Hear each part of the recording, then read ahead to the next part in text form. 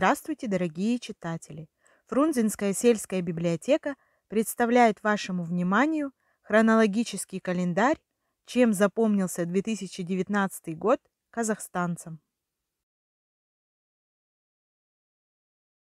2019 год стал богатым на политические и экономические события в Казахстане.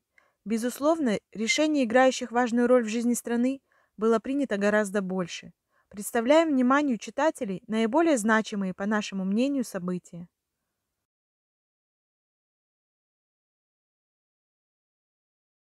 В целях комплексной поддержки молодого поколения 2019 год был объявлен Годом молодежи.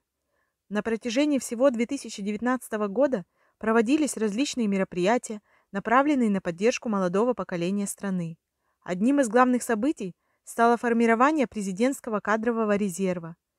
Сегодня современная молодежь Казахстана активно участвует в общественной и политической жизни страны. Как часть общества играет важную роль в жизни государства. В этом году 3000 молодых людей получили арендное жилье в Нур-Султане, Алматы и Шымкенте. Свыше 3000 молодых специалистов взяли бюджетные кредиты на жилье на сумму 13,5 миллиарда тенге. Было реализовано 56 грантовых проектов, которые направили на поддержку молодежи на сумму 2,8 миллиарда тенге.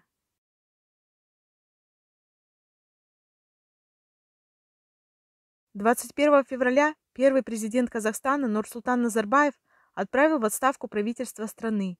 При этом он заявил, что несмотря на стабильную социально-экономическую ситуацию в прошедшие годы по многим направлениям экономики, несмотря на принятие множества законов, решений правительства, положительные изменения так и не были достигнуты. Правительству совместно с Национальным банком так и не удалось в полной мере создать реальные стимулы и инструменты для качественного роста экономики. Анализ реализации госпрограмм показал, что они выполняются, но конкретных результатов по многим важным направлениям нет. Недостаточно создается продуктивных рабочих мест, особенно на селе. Малый и средний бизнес так и не стал драйвером роста. Его развитие не стало основной задачей акимов и министров.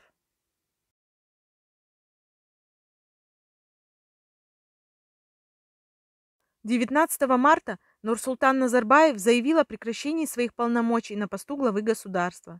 При этом он остался председателем Совета Безопасности, председателем партии Нур-Отан, членом Конституционного совета. До проведения выборов президента, исполняющим обязанности, согласно Конституции, стал председатель Сената парламента Касым-Жомарт Токаев. Верхнюю палату парламента возглавила дочь первого президента Дарига. Назарбаев руководил страной с 22 июня 1989 года, когда он был избран первым секретарем ЦК КП Казахстана, а с 24 апреля 1990 занимал пост президента Казахской Республики.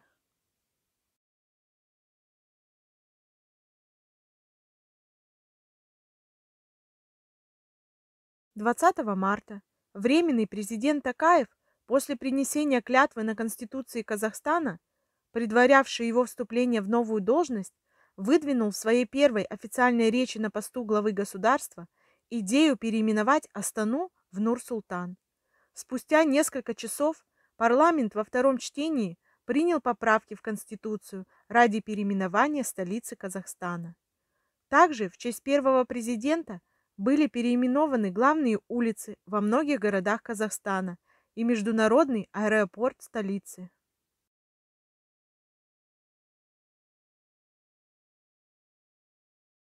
23 апреля 2019 года на 19-м съезде партии Нур-Отан Нурсултан Назарбаев предложил кандидата в президенты Касым-Жомарта Токаева.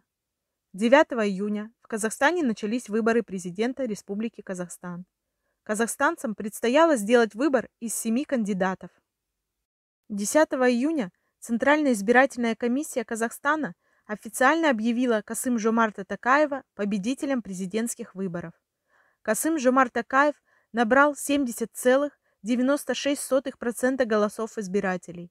На втором месте по количеству набранных голосов оппозиционер Амиржан Касанов, который набрал 16,23% голосов.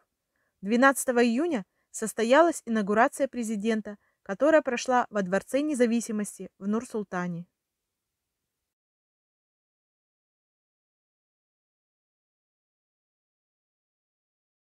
12 июня 2019 года президент Казахстана Касым-Жомарт Токаев подписал указ о создании Национального совета общественного доверия при президенте Республики Казахстан. В его состав вошли депутаты, общественные деятели, журналисты.